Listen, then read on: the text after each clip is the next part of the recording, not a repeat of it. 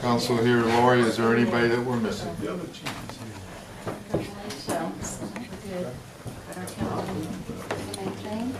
All council is here and all council is ready. Yeah, keep us cool, Mark. I used to sit in chairs. So I said your old school chair. Did you bring it in? This one chair. It is 6:30 and we will call to order officially tonight the City Council meeting, Boerne, Texas, May 12, 2015. First things first, thank you everybody for being here. Nothing that we did was official, so we will start at the very beginning. We'll have a moment of silence. You want to join me? Do not have any flags here, but I do have my lapel pin. So we will go through the process. All right? All right. Thank you.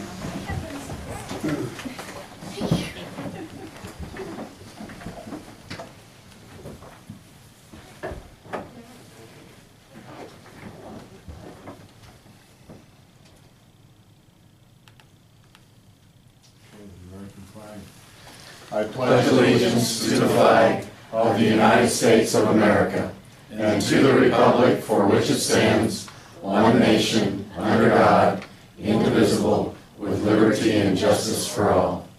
Honor the Texas flag. I pledge allegiance to thee, Texas, one state, under God, one and indivisible. Thank you very much, everybody. Conflicts of interest, council, any to be declared? Still good. Still good. We now will do the administering of the oath of office. Nina, Ron? Why don't you, are you looking for your sheet real quick? Yeah, Double oath, double time. Councilman. yeah, that's right. No, for you. Well, if you want to, you can stand right there. Okay, That's great. fine. And if you'll repeat after me, fill in your name and then of office of which you're elected at the time. I, Mike Schultz, do solemnly swear do solemnly swear that I will faithfully execute that I will faithfully execute the duties of the office of the duties of the office of mayor for the city of Boerne of the state of Texas, for the city of Boerne of the state of Texas, and will to the best of my ability and will to the best of my ability preserve, protect, and defend the Constitution preserve, protect, and defend the Constitution and the laws of the United States and of this state, so help me God. and laws of the United States and of this state, so help me God. Congratulations. Thank you. We'll just wait. Do we need to redo the picture? We should. Oh, here, First, just Laura. gotta practice.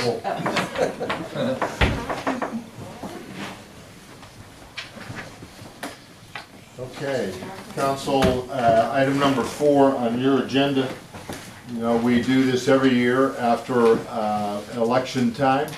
It is an important thing that you do in the event that the mayor, any mayor, is not able to follow your meetings, is not able to perform the duties that are set out in the charter. You elect someone that will fill those shoes. So at this time, I would take motion from the floor as to the office of Mayor Pro Tem for May of 2015 to May of 2016. Christina? Mayor, I'd like to make a motion to nominate Councilman Cisneros for Mayor Pro Tem. I have a motion nominating Ron Cisneros for Mayor Pro Tem. Do I have a second to that motion?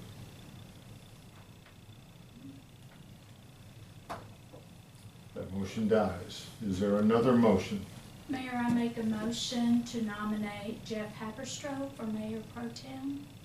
I have a motion to appoint Jeff Haberstroh as Mayor Pro Tem. Do I have a second? That motion dies also as a lack of a second. Do I have another motion?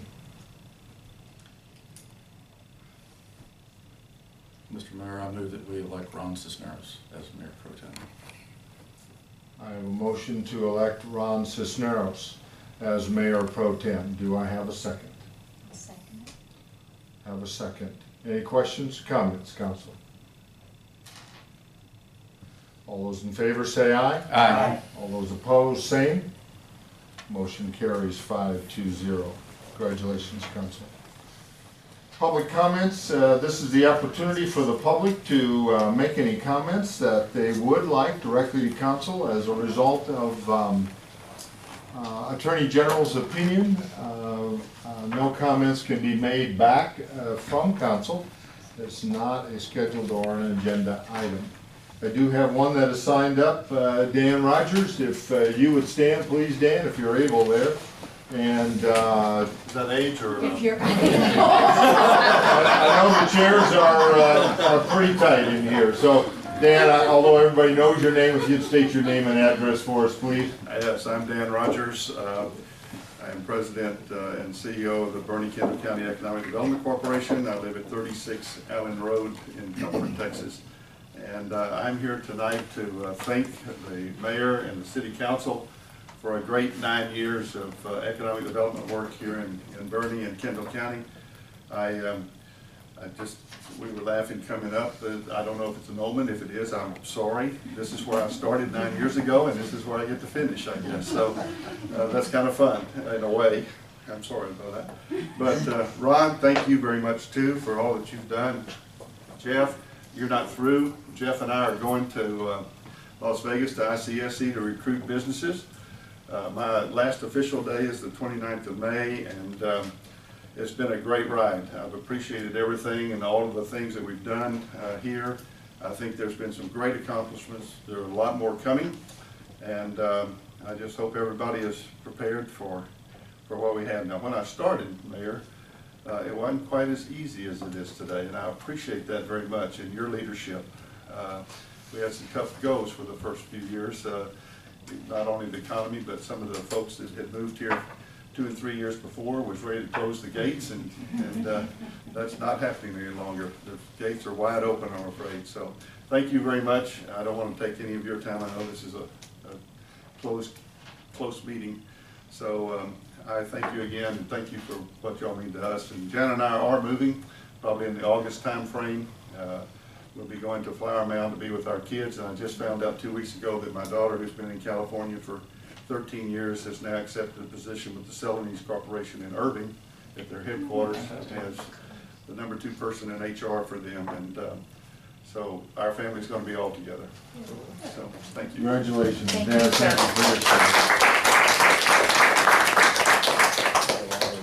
Is there anybody else here that would like to make a public comment that has not signed the sign-up sheet tonight?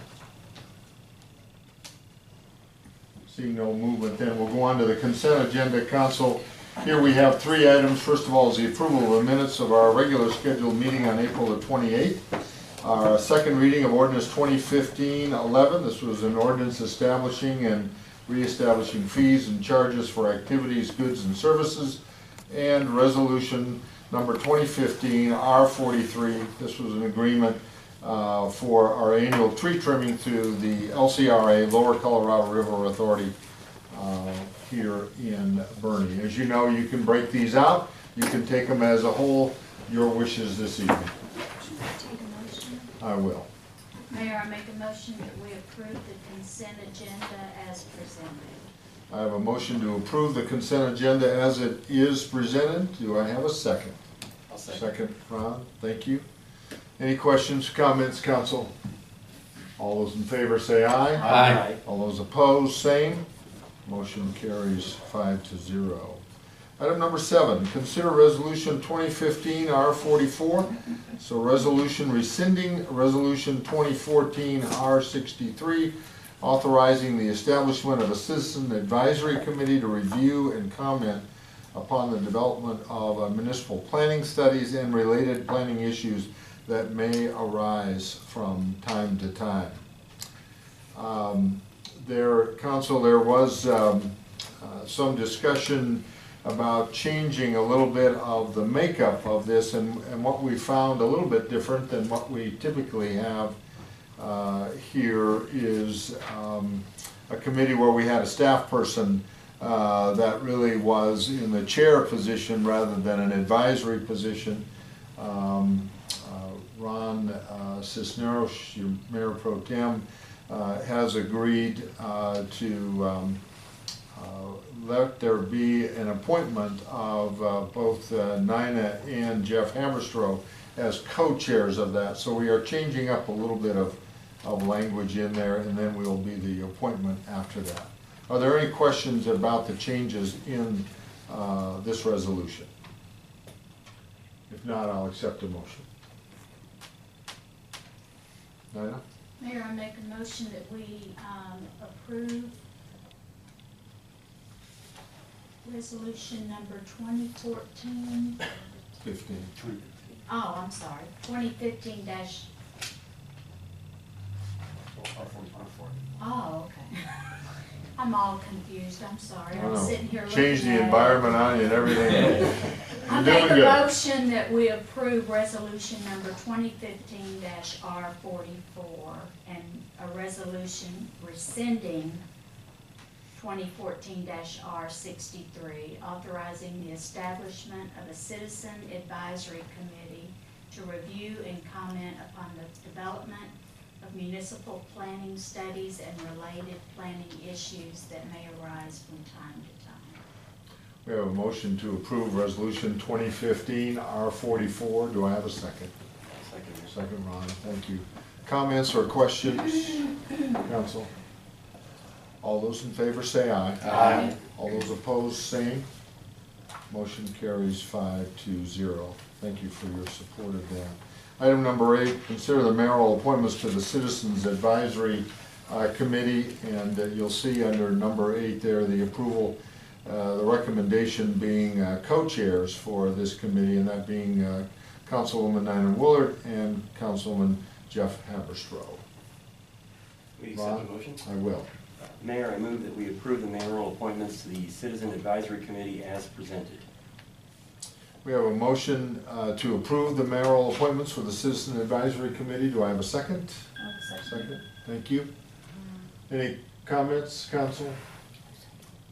All those in favor say aye. Aye. All those opposed, same. Motion carries 5-0. Good work there, council. That's a very important committee. Item number 9, Boerne City Campus Amphitheater and Restroom Update. Paul? Mayor, council? Okay. We got a multimedia show. If this works out, we got a little video associated with the PowerPoint, so thank you, Mayor, council. We can roll into the video. Over there. Oh, you're sorry, blocking. I'll stand in the middle here, how about that? That's your best. Okay. I just want to show you a quick video so you can experience the amphitheater. There's no soundtrack, unfortunately, no chirping birds, or maybe not. And the room show 45. Go back to the 20s. Oh, I think there's something. If you're listening close, I think there's some birds chirping. You're not singing along? Can you do a little background, Paul, and Yes, sir. tell council where we're at here? Yeah, this is located behind the library and the Friends building, so we're looking right at the amphitheater stage presently. So in the background, you can see the little bridge for the old number 9 trail, so that's that right there. So we're on the back side of the city campus site.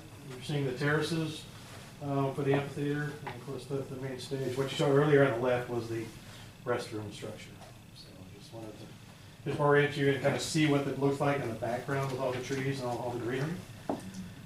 Then we'll go to the PowerPoint presentation, and I will just, for those who don't know about the project, I'm just going to stand over here and point to. So here's the amphitheater stage, the restroom off to the side, Friends building, library building. So these are the access trails to get to the amphitheater. These are the terraces. Here's the creek along the side right there. So that just helps keep you oriented. Okay, next slide. Again, this is what it looks like with the 4 columns, large canopy roofs coming out. In that direction will have a ceiling on it, metal roof, concrete terrace, and then 2 grass terraces working their way up the slope. Okay. This is our restroom. We'll have a shed roof here. We got a secondary shed roof coming down this direction. We'll have a stone facade stuck on the side. Male, female, 3 stalls each side. This just shows the 3 terraces that step up. So these are seat walls, but the plan was to have open seating, grass, chairs, tables and such, so it has a lot of flex space to it. This is the large 8-foot walkway leading from the Patrick B. Public Library around the side. Want to mention, this is what we currently have planned for the stage. We have 8 feet, now we have 8 feet 8 from the bottom of the stage to the first terrace. So this is kind of orchestra pit, concrete. You step up onto the stage. 2 walls here. Can you go to the next slide real quick? Just to show you what this looks like in plan view. So you've got 2 walls on both sides. These are the forward walls. And in the back, there's a stone wall, so you can enter in left and right. And of course, that's the canopy coming forward. Okay, you go back to the. So you can kind of see the limited space here. Once we got on site, columns go up, and the roof starts going up. It really started to feel confined and small. You know, we have such a wonderful stage facility here, and I'd hate for it to be too small. You know, we just felt that by the time you put the walls in, and you really have kind of limited space because you have a lot of step space here, so you really can't afford to put, that many chairs along this edge. Really felt that we needed to take a really good hard look at this because we're spending all this money for this beautiful facility. And so I've got an option here for a way to expand the seating. We have 58 if you've got 2-foot spacing as is. You really can't use any of this space back here. It's really just walkway space. So came up with an option. Okay, can you roll to the next one? Of expanding the stage forward. This front space here really isn't of a whole lot of use. Kind of orchestra pit area. So if we narrow this down to 5 feet, we've added 4 feet of stage here and here. We've shrunk the steps footprint, so we've got usable space both on this side and that side. And then we're looking at an option, if we took these 2 walls, where the wing walls are located here, push those to the rear, we've got seating there, and it will feel, much less confined. If you've got those larger walls there, I think that really would have made that space really that much smaller. So we feel that we'd love to expand this at this opportunity. Right now, the back wall is only about this big, so in the rear, you have the stage wall back here. By taking these 2 walls and pushing them back, we've got a backdrop. And if you go to the next slide, this is just a Photoshop version of what that would look like in the back. There's 2 sidewalks behind here, so you can actually enter from the left and right. So you can still have that for plays. And I think you've got a lot more flexibility because you've got these spaces between. Trying to put props, scenery, you can run cable and put banners across here. So I think it gives us a lot more flexibility to be able to use that space. Plus, we've actually gotten the numbers back up to like 98 as far as seating. So we've added another 40 spaces of seating. Can you go back to the layout? Let's see, I tell you what, go back to the larger layout, the larger footprint, the seating layout. Yes. There you go. So here's the 2 walks that actually lead to the back. So this is all at grade. So this ground surface is the same as the stage surface. So the thought was to create walks on the back. So if you've got somebody waiting to enter on stage, they've got a place to be. And let's see. I think that's it. Let me just give you a quick update on the schedule. We had 180 days on this project.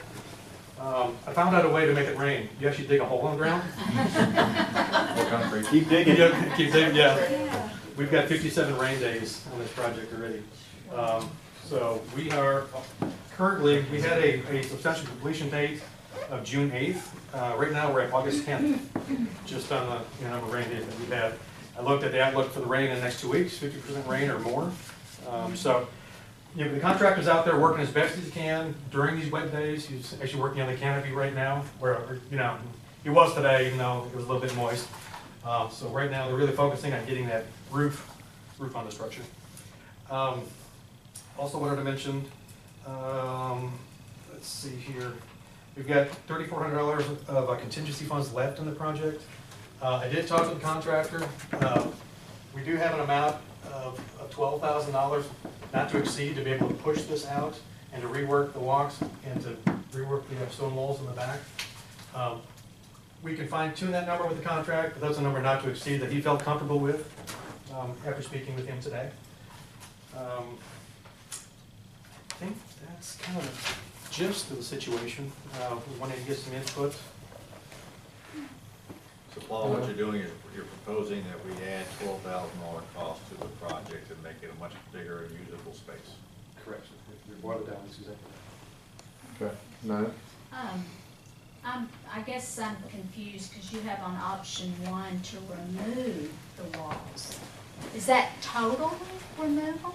That's where we were Or headed. move them back? That's where we were headed last week, about midweek, and then we realized, oh, wait a minute, we can just push it back. So what you saw as far as this plan right here, we would just push the 2 walls back. Yeah. I thought there might be some, I was wondering if there might be some acoustical issues if you took them away Oh, okay, totally. okay. So, Those but are you're great. talking about moving it Just back. pushing it Okay. back. And there's a beautiful view back there, and we were thinking about possibly leaving some open space there, but I think this really kind of completes the back edge. Mhm. So that's, And I think originally we were trying to make the numbers work, Mhm. and that was sort of the idea of moving the walls or taking the walls down, where this is such a, going to hopefully be such a incredible site for this community. My mind says always do it right the first time. Right, right. And I come back and try to rig things later on. So I told Paul, I said, let's go for the extra $12,000, make the stage big enough where it's done right the first time, move on down the road from there. So that's a small amount, but I think it's a wise expenditure of funds. I agree. Other comments, council? Look, just a question, Paul. yes, sir. I assume we're picking up basically, what, 39 seats?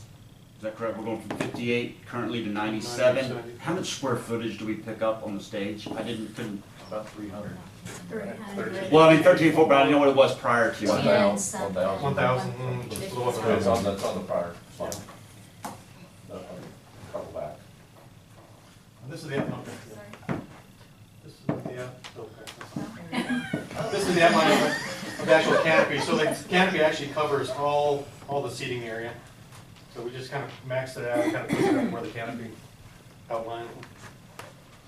How much time does it push the project back? He didn't give me an estimated days, but I imagine there'll probably be 7 days associated with the changeover or less. He's already on site, he's already mobilized, so he needed to do most of this work anyways. We just haven't fine-tuned that. We don't have a final change order, but he felt comfortable with the overall cost. Christina? Just a curiosity question, since we've shrunken the steps to very narrow in the front, is it possibly needed to add steps on the sides, or they can approach that through the new walkway and come up the back if need be? Yes, yeah, this is at grade here, so actually you can hit grade, hit this is all at the same level. So Okay. there aren't any steps here. Scale-wise, that's 5 feet, so you've probably got about 20 feet of step area Oh. up front. So I think it's more than adequate, just. Yeah. Okay, it was just something I had thought of, because it was so much wider, but it's accessible from the back corners. Okay. Council, I'll entertain a motion.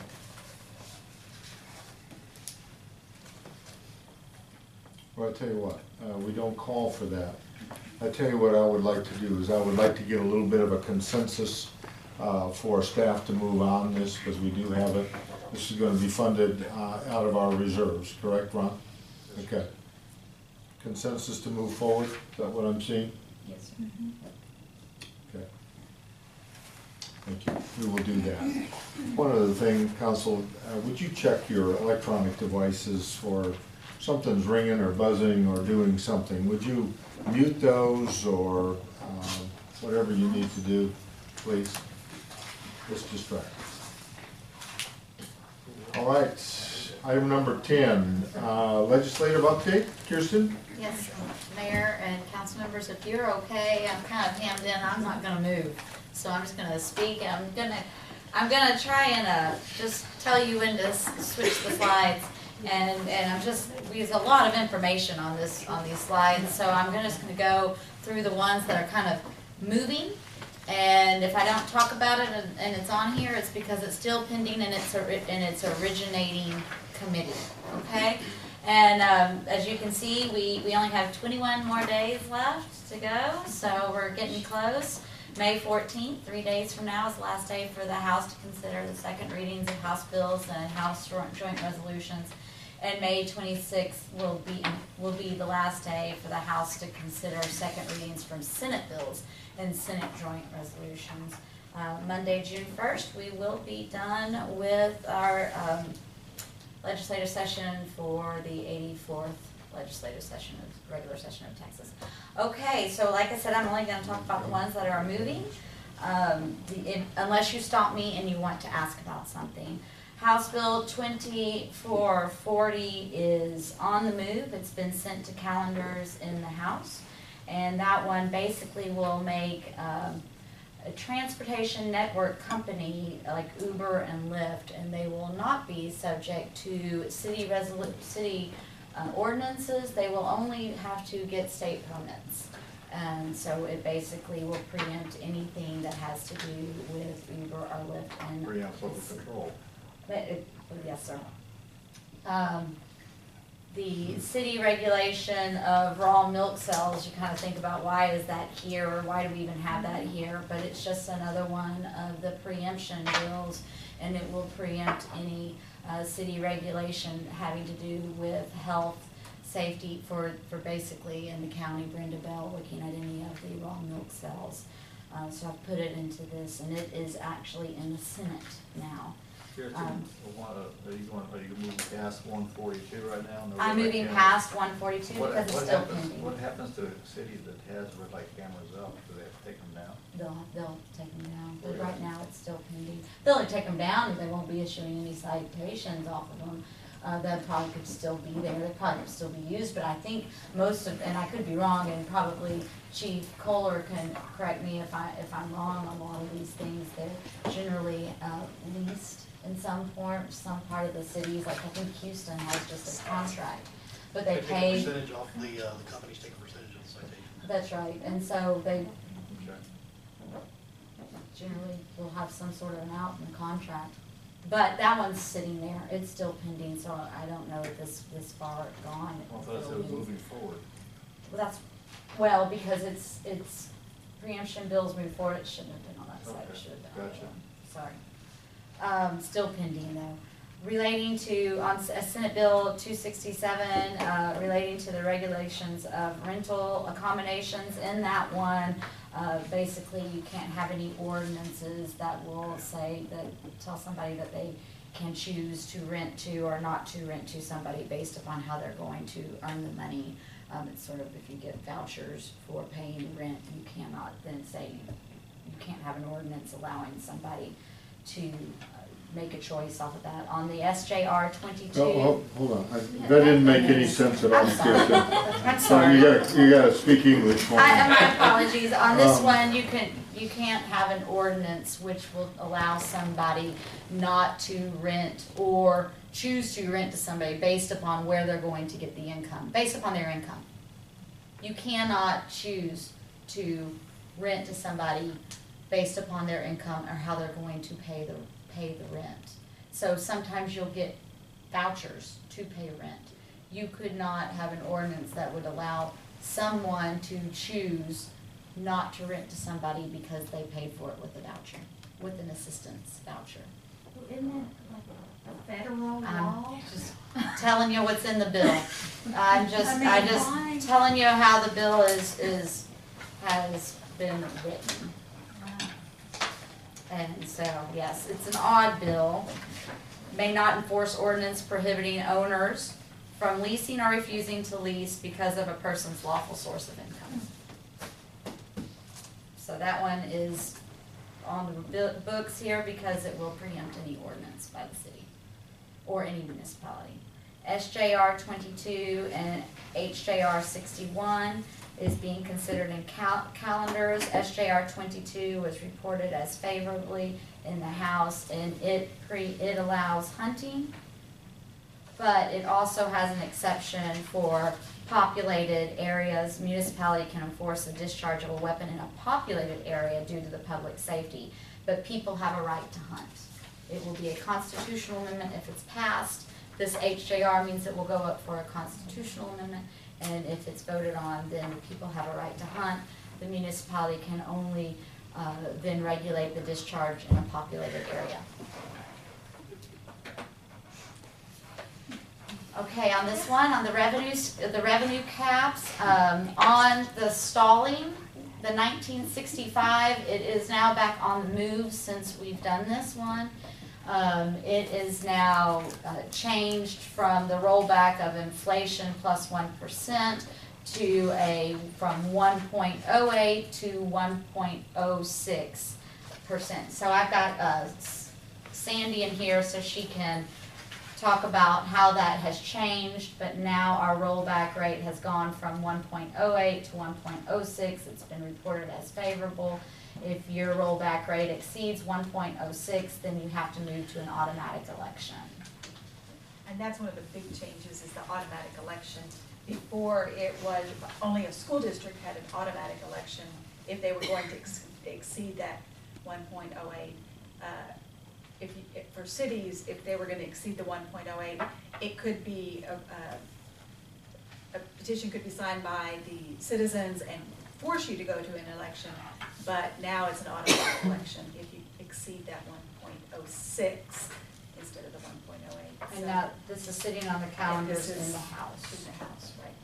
So it has moved out of committee. So in Boerne, Texas, you found a 6% tax rate increase? It would be, if your effective tax rate is 6% over last year's rate, then you would have to have an election. We did not do that. We have not done that in the past couple Not of lately, years. but basically it's growth related is what you're saying. Well, it would be Value more related. value related. Yes. It would be more value related Value because related. new properties are taken out of that calculation if it's a new property. But if that property is on the rolls 1 year for, at one rate and then values increase, then that's where it can hit. And in the past, I would say in the past, probably before 07, 08, we were in excess of the 1.06, never in excess of the 1.08, but in excess of the 1.06. That would have forced a referendum, or an election, sorry. So, it's not a good thing for cities, and I don't think most cities are in favor of that. Council get that? HB 40 has been passed by both chambers. That is now sitting on the governor's desk for signing, and it expressly preempts local ordinances on oil and gas. So it can regulate above ground if it doesn't prohibit the ability to get underneath the ground to get to the oil and gas. This one is directly in relation to a local vote that prohibited any sort of drilling. So that one has then been passed on both sides, and it will be moving forward. Interestingly, the next one on HB 2595 has passed the House, and it's engrossed. It was engrossed yesterday. So now it's passed. It was on calendars, but it's no longer. It's passed. You can't certify a petition that would seek a vote restricting property rights for oil and gas. So if you then passed an ordinance or you had a vote, which is where this one probably came from, you had a vote that restricted somebody's property rights, then you could go and get that one nullified. You cannot have a vote that would restrict the person's property rights. On the next section, left pending, the bottom of HB 2991, the reverse setback bills. Those you can grant. This has been placed on the House calendar. It's really not that big of a oil and gas bill so much. I had it on my rough draft, but I wanted to tell you guys about it because there's maximum setbacks to when you can have oil and gas activities from so far from a church, so far from a school. Now somebody can then seek a waiver from a council from those maximum setbacks, and they may be granted that waiver from council, and then that would be filed in the deeds, and that property, even though it would be in the maximum setback, if the waiver was granted, it would be allowed. So I wanted to bring that up, that now that has moved, and it's been placed on the House calendar. The next one, debt bills on the move. All the the detailed financial informations on city bonds, that has all been sent to calendars on May 5th. They are requiring more financial information than we already have to place. The next one down, HB 1283, has been sent to calendars related to the top. House Bill 134 is another one that has been moving now, and it's been placed on the Senate intent calendar for today, was House Bill 1378. And you will have to then have more on your annual reporting, and then if you have a certificate of obligation, though that fails with, you cannot have another bond on that for within the 3 years. So it's increasing the reporting, and you can't do, if your vote fails, you can't do it again for 3 years. Say that again. If you have a vote, On what subject? COs, CO. and it fails, You had to wait 3 years? you have to wait 3 years to do it again. Well, why does that make any sense? I do not know. It's a long time for a city to have to wait then. There's also in that same bill, House Bill 1378, House Bill 3654, which was also placed on the House calendar, is related to that one, and it also says that 90 days after you do your financials, you have to send it to the comptroller, so the comptroller can then have it on her website. You could have something that costs $10 million that the community only wants to spend $5 million on, so you can go back and, you can't go back for 3 years and redo that. You can't go Wastewater treatment plant. That's I mean, the council, the one common thread that is running through all of this says, if I'm in Austin and I'm in the Senate or the House, I am smarter than you, and not only am I smarter than you, but I am smarter than the citizens of Boerne. And I know what is best for you. That is the common thread running through every single one of these. There will be no local control by the time they get done. It's frustrating. Senate Bill 1862, on this one, I have that it's languished, it's been left pending. They had testimony on May 4th. It's been left pending. I only bring it up because it will make it a Class B offense for a municipality to spend government money on lobbyists. So your TML will then become a Class B misdemeanor, not felony. I think I said felony. I think that was wrong. I'm a little nervous sitting in this area. It's got me all disheveled. So it's a Class B misdemeanor, Class B offense to spend that money. They've held the testimony. It's sitting in committee. It hasn't been voted out, so maybe it won't go anywhere. It doesn't prohibit you, Mayor, council members to go individually and go and have a discussion or write a letter individually, but it prohibits you as a collective body from having lobbyists and going out there and lobbying. Of course, in a lot of small towns, the elected officials have full-time jobs, and it's not just easy for them just to pick up and haul off to Austin, Texas. When I had an example here recently where local superintendent went up there and he had already a 2-week appointment to meet with the legislator up there, and it turned out that she got busy and she gave him all of about 20 seconds after hauling people up there with him. So, it's not that easy just to get in the door up there and meet with elected officials when they're in session per se and all. And it seems to me that's a real difficult bill on smaller communities that have people that are working 8 to 5, if not longer than that, to expect them to pick up and run to Austin to meet potentially with these legislators that don't always keep their appointments up there. So, anyway, and the Texas Municipal League is the national or statewide trade association for cities that we all are members of, and then they basically are, through our dues, that they're the ones that are trying to watch out for the big and the small cities per se. Bigger cities have a lot more money to spend and stuff like this, so they have their own lobbyists a lot of times. But smaller cities, Boerne, Seguin, we don't have lobbyists, big lobbyists. The Texas Municipal League, for as long as I've been around here, is that entity that tries to protect small cities from local control being lost and stuff like that into, or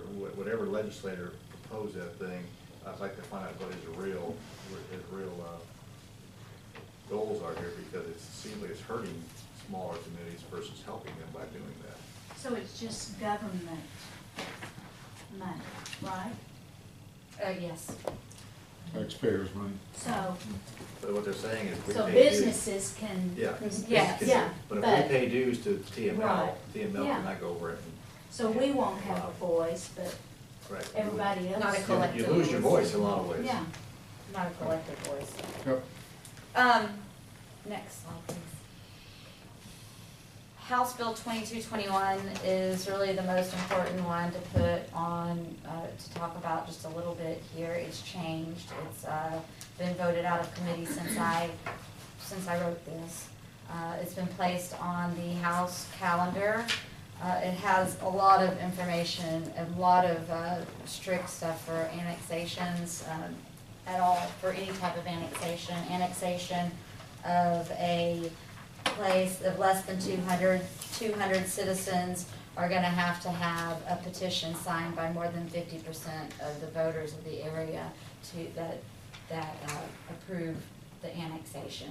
So it will basically, once you read it, take away the ability to annex without having the approval. It is a very onerous annexation bill, House Bill 2221, and it has passed committee with some serious changes, and it is now on the calendar. And then on Senate Bill 4. This is being carried by Larson. Our senator. No, well, it's been substituted for House Bill 2221, and the changes have been with Huberty, Larson, Cassell, and Harless. So Campbell's not. Campbell's, this is the House bill side, not the Senate bill. 1639 is her bill, right? And it's still sitting.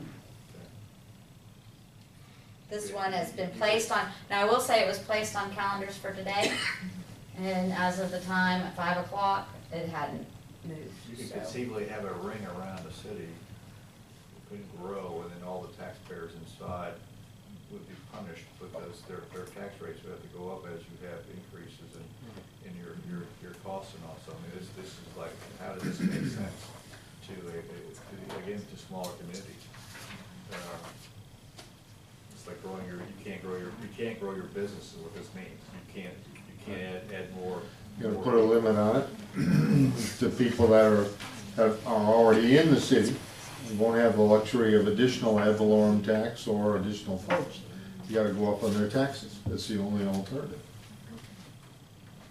Senate Bill 474 has been referred, it's out of the Senate, it's now been referred to the House committee. And in that, if you're going to condemn or eminent domain a piece of property for some public purpose, and the person offers you X amount of money, and you don't pay that, as the city doesn't pay that for the land, and then if the award is 20% greater, then you're gonna end up paying their attorney's fees for that.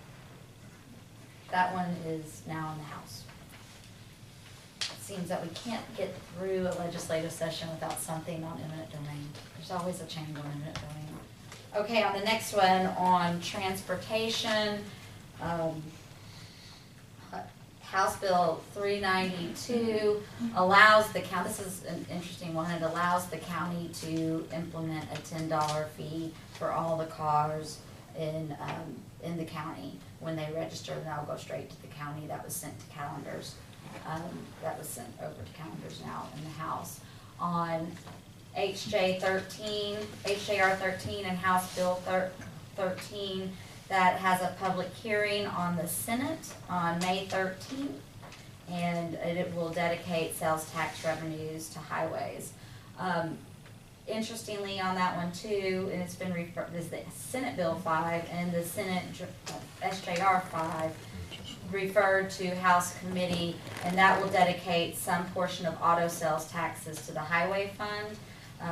Anything over 2.5 billion will then go to the highway fund, and that one's been moving now in the House side. So I think we're gonna see that passed, and I think we'll see a vote on it. Is there language in there that it restricts the legislators from diverting those funds for some of their pet projects, so that it stays in transportation projects? It's supposed to go to the highway, so whether or not they have a pet project, whether or not They've they had a have. gas tax since whatever, it's been the same number since 1991, and they diverted to education, to TPS, et cetera, et cetera, et cetera. This one was supposed to be going to the highway, Okay. transportation. Is there language that says only to the highway, or is it they leave it? Jeff's shaking his head down, there's gonna be a loophole there. I will have to pull up, and I did not see a loophole. We had lunch with the I read it today. highwayman. There's gonna be a loophole in there. I read it today, and I did not see the loophole, except for the fact if you have a private, a pet project for a bridge, I guess, in your certain area, maybe you could figure out a Well, way bridge to is do part that. of transportation, that's what. Exactly,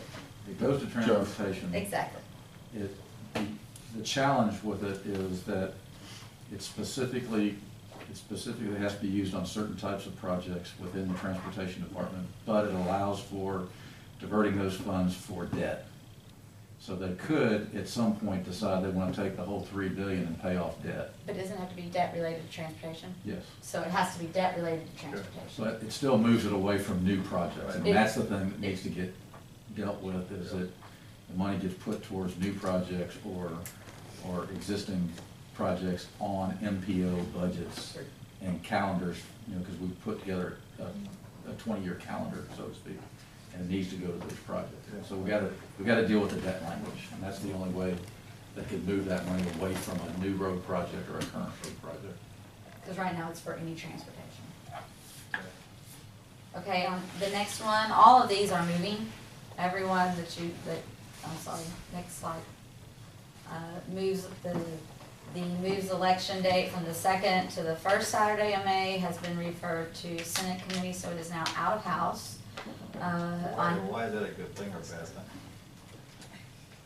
They just moved it back a few years ago. It used to be on the 2nd Saturday. There's always gonna be some reason for these goofy things they do, so why are we moving it 1 week up? Maybe they moved it a couple of sessions ago. I think it was just a couple of sessions ago, right, Linda? No, it's probably been 7, 8 years. Well, so they moved it, and they must now not like it, and they want to move it back to the They original. put it on Mother's Day weekend now. So, I'm Yeah, looking at moving it back. It's on Mother's Day, so maybe not moving it off of I that. mean, there's gotta be something that we're putting at the flagpole, so this is a bad time to have an election. Maybe it's It Mother's has to Day. do with the count for the days that if you have a recall and how it impacts other elections, and what you have to do for the process for a recall, not to interfere with other items. So this is something they didn't know last time. The other laws also change and that impacts it. Yes, sir. I get it. House Bill 685 has been referred to the Senate committee, and that will allow, if the public information exists on the website, we can just refer to the website. Senate Bill 336 is interesting because it's been referred to the House committee now, and it allows elected official to access any city information, including that which is confidential, and that which is accepted by the Public Information Act. So all of the city records will be open for the elected city official. Say that over again. Okay. We have Public Information Act exceptions. But those, if a city official comes and asks for a document that would normally have a Public Information Act exception, that Public Information Act exception would not apply to the city official requesting it. The city official will still be able to get that document. Also, the city official would be able to get confidential documents. There may be some confidential information that is not open. It's confidential, that the city official will be able to get access to that as well. Although it will not lose its confidentiality, it will not lose the confidential moniker, but they can Give get me an access. example. Oh, jeez. An example of, for example, the What public would an election information. official already have of access to? I will tell you an example. Under the Public Information Act, if there is a case that is pending, or a case that, or there is a crime that has occurred and we are still investigating it, that is a record that is accepted from a disclosure under the Public Information Act, still being investigated, still being looked at. The city official can get that record, because it would be a city record, and that exception would not apply to them. Now, that would still not be able to be given by the city official out. Yes, sir. A city official, like someone on the Historic Landmark Commission, could request this information? Well, we would probably have to look at how we could rechange that, but yes, a city official could get all that information. This is elected official. A city elected official. Oh, Elected. Appointed. You, Yeah. Appointed. and you guys could all get that. but wouldn't we have that already? If you wrote a Public Information Act request and asked for information about an ongoing investigation crime, I would have to write an exception to that from the Attorney General, because it is an ongoing investigation. Does that make sense? Mm-hmm. Is that a good example? Yeah. Onward through the fog. Hotel occupancy taxes sent to calendars, rental of a residential property now, it will apply for the hot tax as long as it's less than 30 days, because those will be short-term rentals. That's a good one. On the firearms, interesting, on our House Bill 2269, placed on the calendars, it makes it a Class A misdemeanor for a police officer to then take away the gun from somebody if it, I'm gonna have to read it because then you're gonna tell me you don't understand it, so hold on a second. Let me get it, I'm gonna pull it up. Related, unlawful seizure of a firearm by a governmental officer or employee. If it's unlawful underneath the state law, then they will be penalized even though it might be lawful underneath the federal law. But there will be a defense for the Class A misdemeanor if that federal law was constitutional underneath the Constitution. So we're going to have to prove that it's constitutional in order to be okay. Second Amendment to enforcement. Yes. House Bill 270. And you get caught. House Bill, sorry? I said, is it blue? It's the issue of the red and blue sign. I think is what they're trying to do. House Bill 2269, placed on the calendar about penalizing police officers for enforcing the federal law. Basically, if you take away the bill, if you take away a gun, and you couldn't have done it underneath state law, if it's legal for federal law. Correct. Yeah. So Normally, we don't even enforce the federal laws anyway. I mean, we just don't do it. Same thing with like even the immigration stuff, we don't enforce those federal laws at all.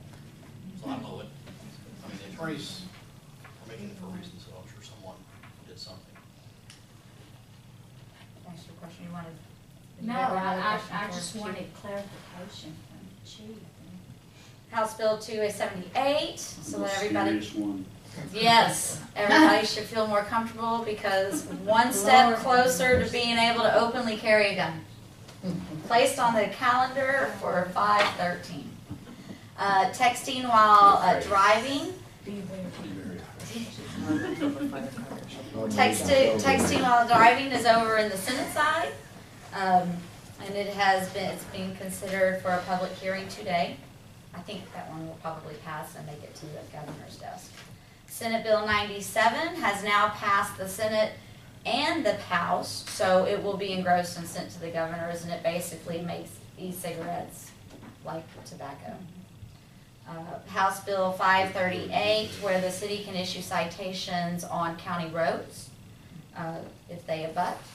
and that one has been sent over to calendars. This one I thought was interesting, House Bill 461, it's sent over to calendars. It makes smoking in your personal vehicle illegal if you have a child passenger. I thought that was already. No. There's a DWI law. There's a DWI. I thought it was smoking. You get an enhanced penalty if you have a child in your car and you get a DWI.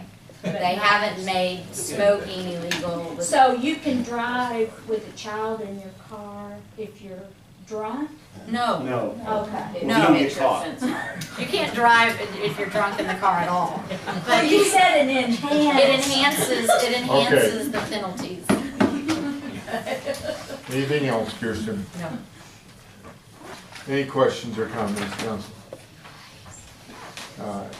We'll consider resolution 2015 R45. This is authorizing the city manager to enter into and manage a professional service agreement with HDR for future water resource.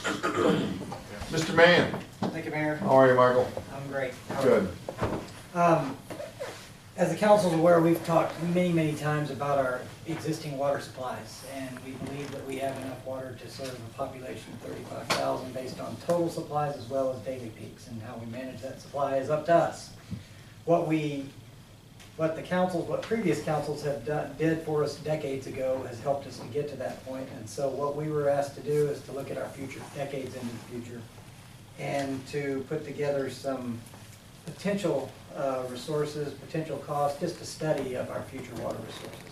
So staff requested qualifications from 3 firms that we know are qualified in this area.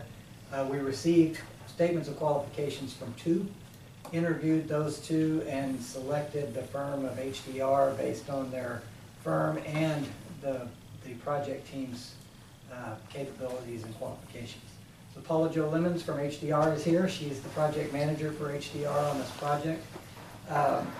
We have, since they were selected, sat down and discussed and negotiated scope as well as a fee based on that scope, and we present to council tonight a proposal for the future water resources study with a cost of $39,800. I asked Paula to give you a very short summary of what that scope of services includes. And so Paula, if you will. All right. So like Mike just said, my name is Paula Jo Lemons. I'm from HDR in the Austin office. I live in Dripping Springs. Just some background. The water resources study will basically be 3 tasks, looking at what you have, what you need, and how you're going to get it. So we will accomplish that by looking at the regional water planning numbers and comparing that. They have numbers in the regional plan for Boerne and comparing that to what Boerne thinks regional plan, or what your growth will look like through 2070. And then we'll compare that to what your existing supplies will meet, including contracts with other water, and then identify based on the demands what supplies you'll need to meet these future demands. So we will look at surface water, groundwater, and contracting with others. You currently get some water from the Western Canyon Pipeline and such. So I think that summarizes it for a quick, Mike, anything else? They'll also include reclaimed water, which Right. can be translated into groundwater if we use ASR or something like that. So Right.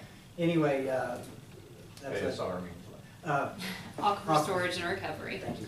And also to add on to that are some cost estimates of what these different alternatives will look like. So that's a study for water supplies that's literally decades away, but it's prudent to start thinking about. That's right. Paula, first of all, thanks for being here. I heard you say a date of 2070. That's how far our scope would look out. That's right. Okay. And when could council expect to get that that report back? What's your timeline on Our that? timeline, as we understand it from Mike and Dawn, that we have been working with them on, is the end of August. End of August. Mm-hmm. You're going to get busy, aren't you? That's right. That's right. Okay. That was part of the RFQ process too, mayors, making sure they get whatever we pick could Right. get it done in that timeframe too. Right. Council, any comments or questions? Just a quick question, when we look at the need of water per people, how do we determine that? Is it household per person? I mean, square footage of your lot? It's a couple of different ways to calculate it. You can calculate basically a residential per capita use, or the whole city's water use divided by the number of people in the city. Does that make sense? So that would be a little bit higher because you have all these industrial uses that are tacking on. So you look at both of those, basically. So we'll see a combination of both. Yeah, I just always look at that deal when we talk about water Per use. capita water use. Is it how much water Jeff gets to use, or how much water Charlie gets to use, or how much water Nani gets to use? If we all live in different size houses, and we water different size yards, and It's all wash my grouped cars together at the as one. house. Yeah, if Okay. he's washing his 10 cars in his yard, you don't get a bonus because you don't wash your car. Mr. Boyd, what we typically do from a planning level study is just use an average per capita use based on industry standards.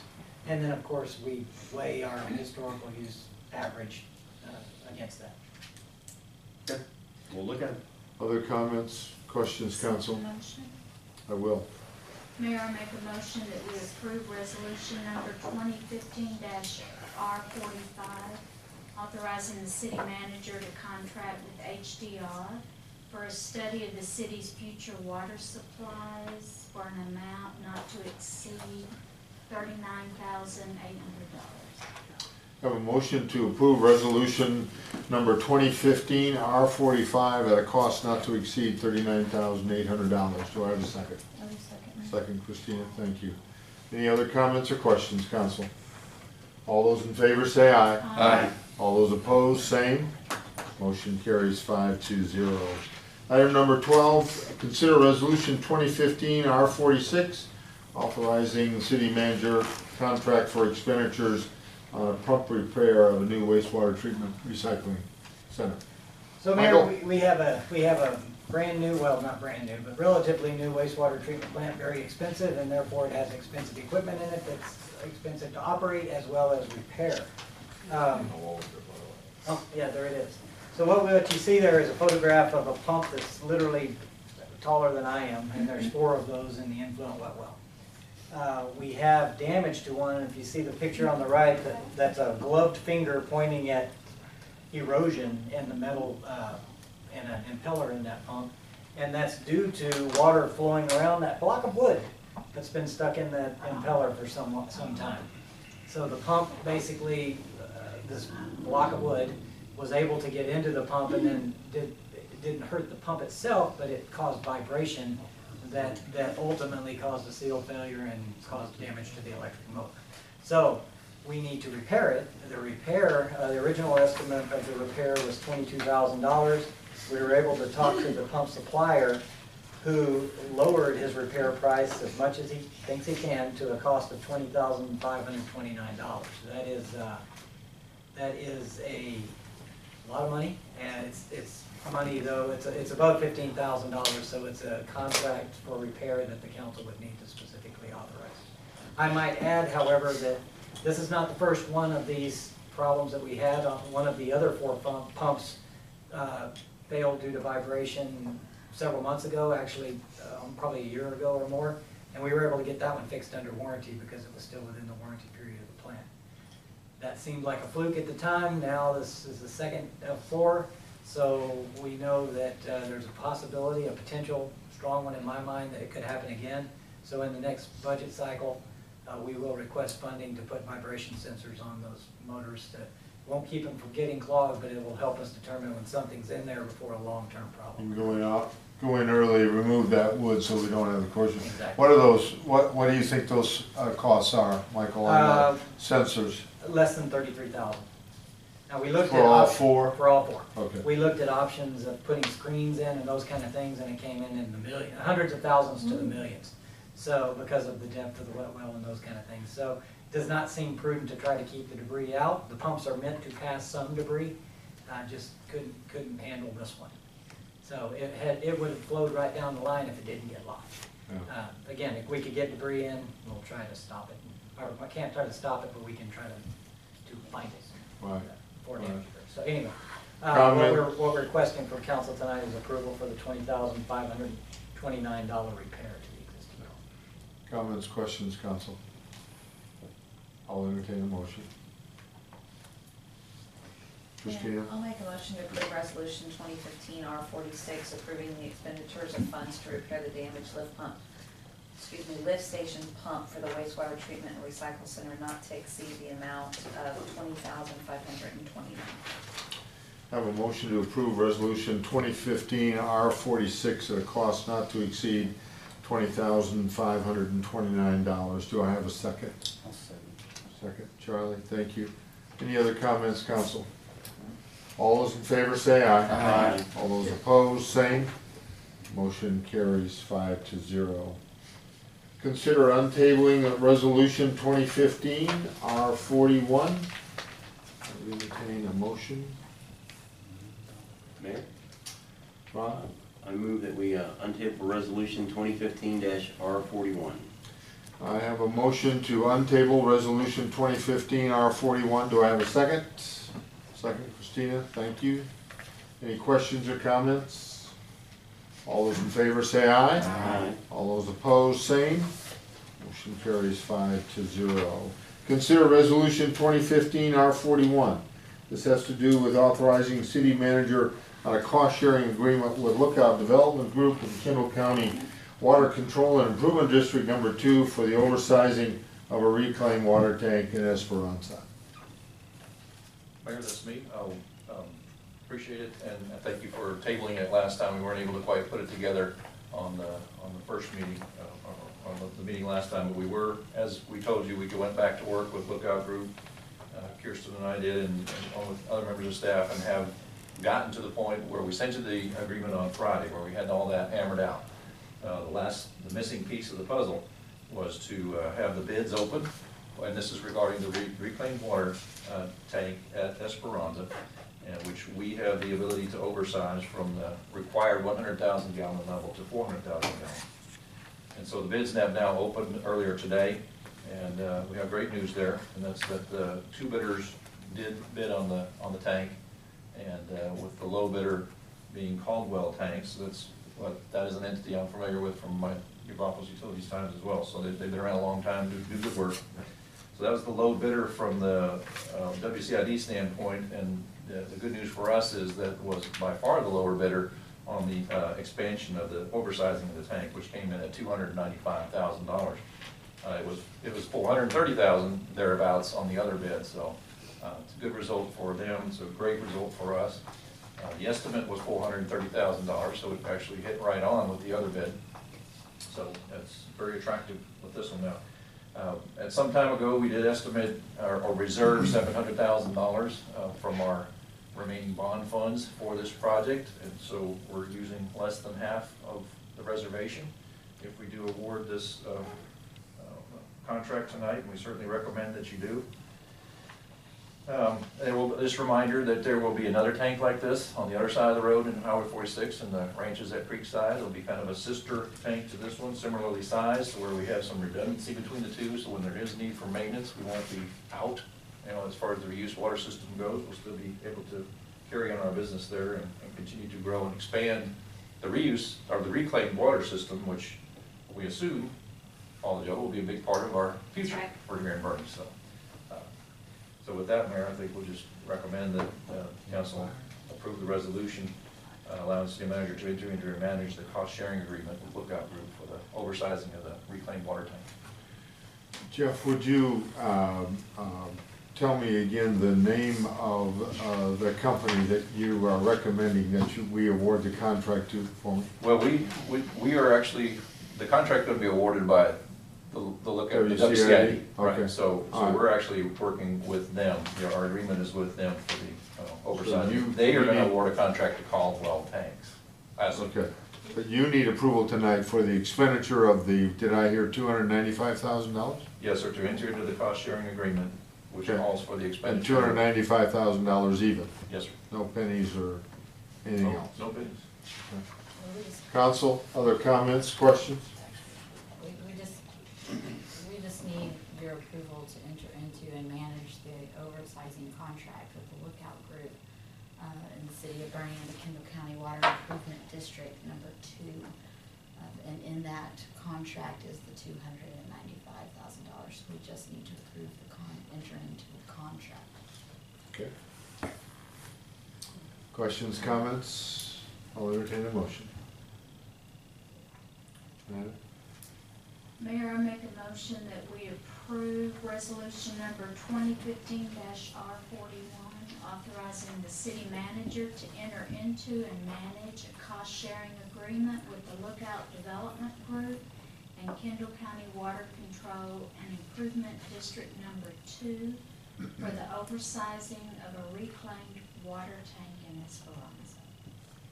I have a motion to approve resolution 2015 R41. Do I have a second? Here. Second, Ron, thank you.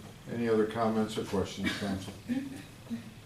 All those in favor say aye. Aye. All those opposed, same. Motion carries 5-0. Item number 15, consider approval of revisions to the City of Boerne Economic Development Incentives Policy. Jeff? Thank you, Mayor.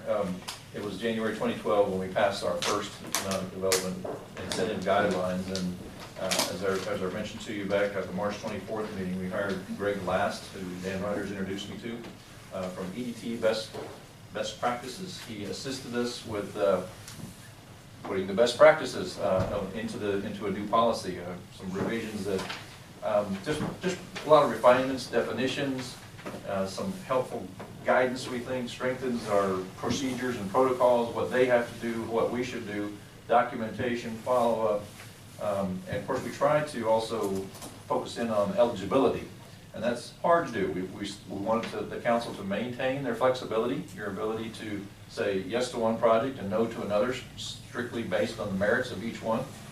But we did want to try to also not incentivize everything, and so there are some measurements that you have to meet, some benchmarks you have to meet just to get in the door. So we gave that to you on March the 24th. I've done a few editing refinements since then, nothing major at all, and that was sent out to you on Friday.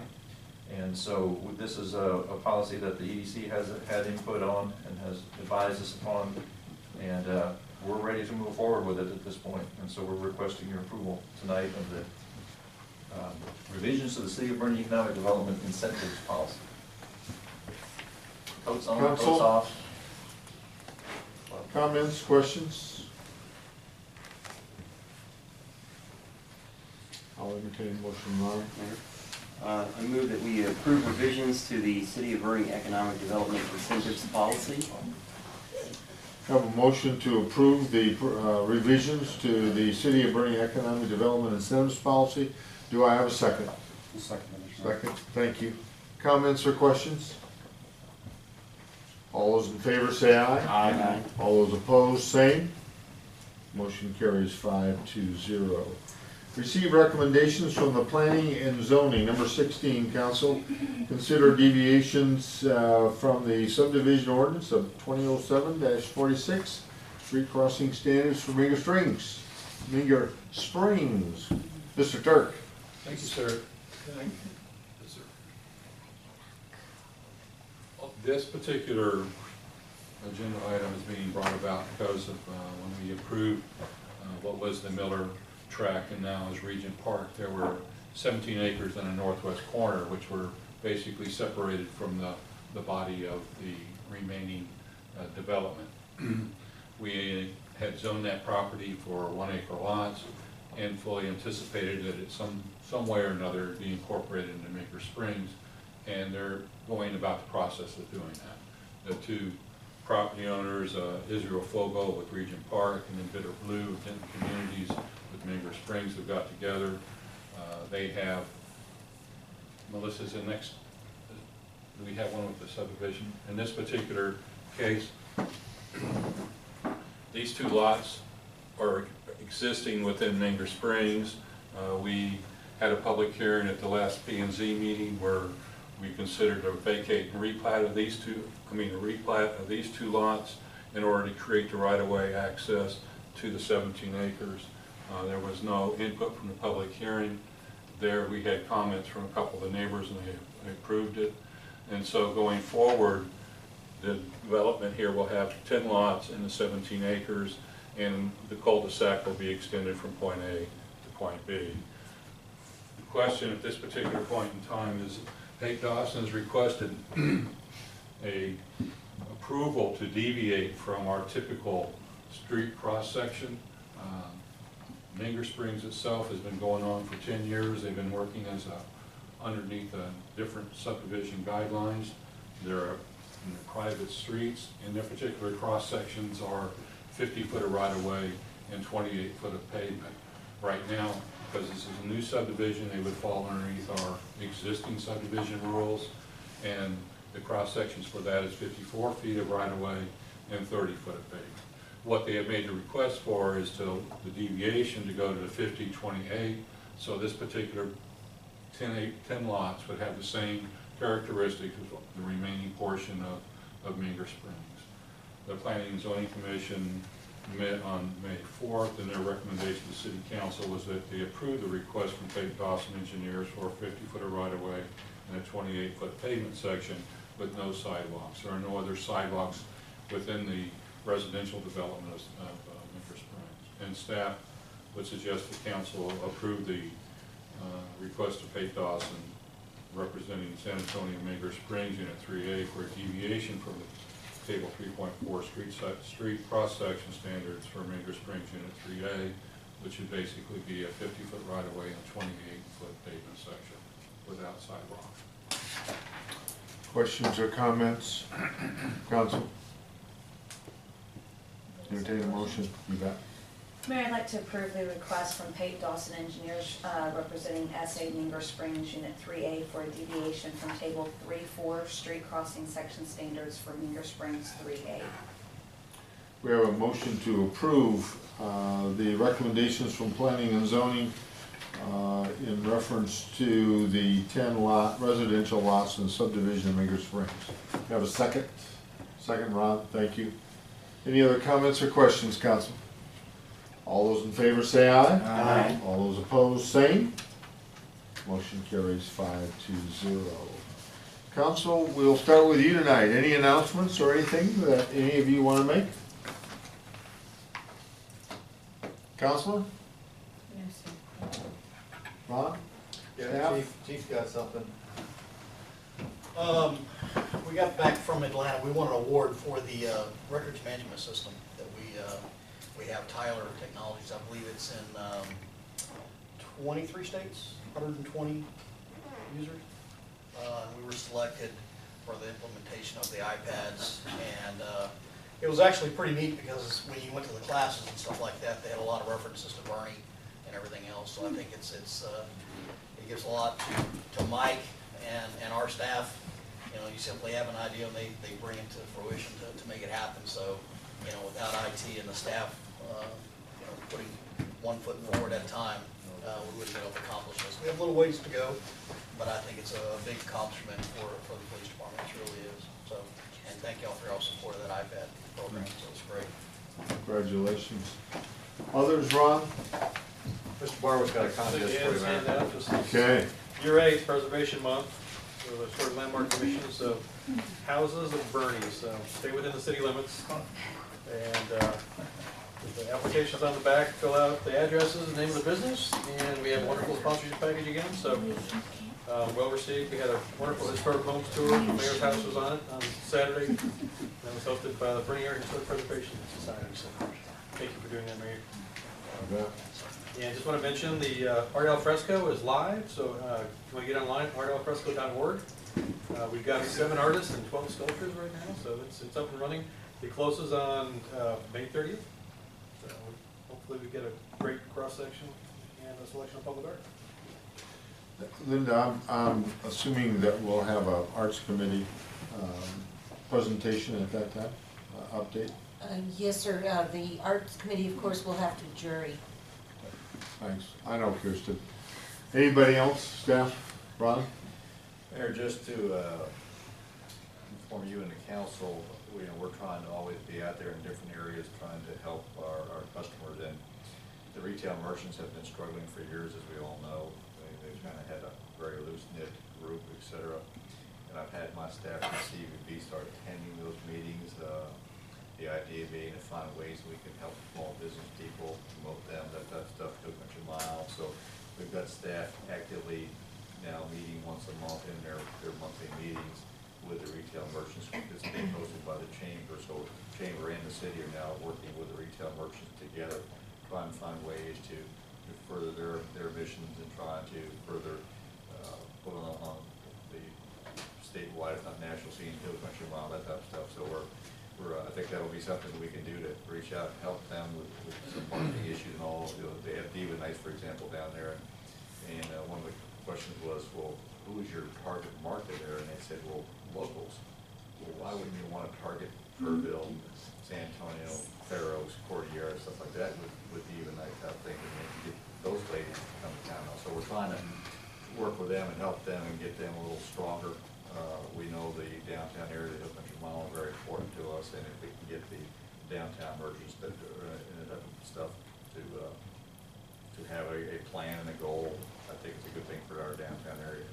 And in fact, Chris and Jeff are working right now on a downtown proposal from the Gateway Group, which is the same people that are doing the stuff on the south end of town, coming up with a plan for our downtown area and how we further stabilize, maximize, improve that area too. So I think you'll be seeing that in the very near future. Probably next meeting, I think you'll see some presentation on that for council to look at. Good.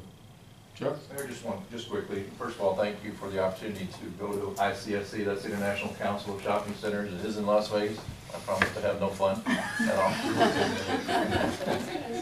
Just quickly to show you what's there, it's huge. Mr. Bowman has been there once before, and I think you can vouch for its size, but you know, you're looking at 35,000 people attending, you know, with 1,000 exhibitors, actually 1,200, 1,300 exhibitors. And of course, the 100+ retailers, that's kind of what we're interested in, is getting some time with them. And through Catalyst, we do have meetings with several already. They've already scheduled for us. And some of them you recognize, some of them you wouldn't, but Aldi is a small grocery store chain like Sprouts is as well. Be meeting with them. Pivot Sports, Factory Connection is kind of like a factory outlet sales. And these are all companies that they have identified for us that fit the study that Catalyst did for us, and basically saying, okay, here's what would work in Boerne today. Now let's go try to talk to some of those folks. So next slide, please. It's kind of cool. There's an app already downloaded to my phone to help you get around, and the reason you need that is on the next slide. This thing is huge. I don't know how to scale those little cars are, but I don't think very much so. On the far left is the hotel that Mr. Rogers is staying at. So that's an entire Las Vegas hotel in there in the light green. So I think each one of those pavilions you see are as big as the one in Dallas when we go to ICS. 3 million square feet. It's 1 million square feet. 3 yeah, million square 3 feet. million? So one of the advices was to bring nice clothes, but wear running shoes.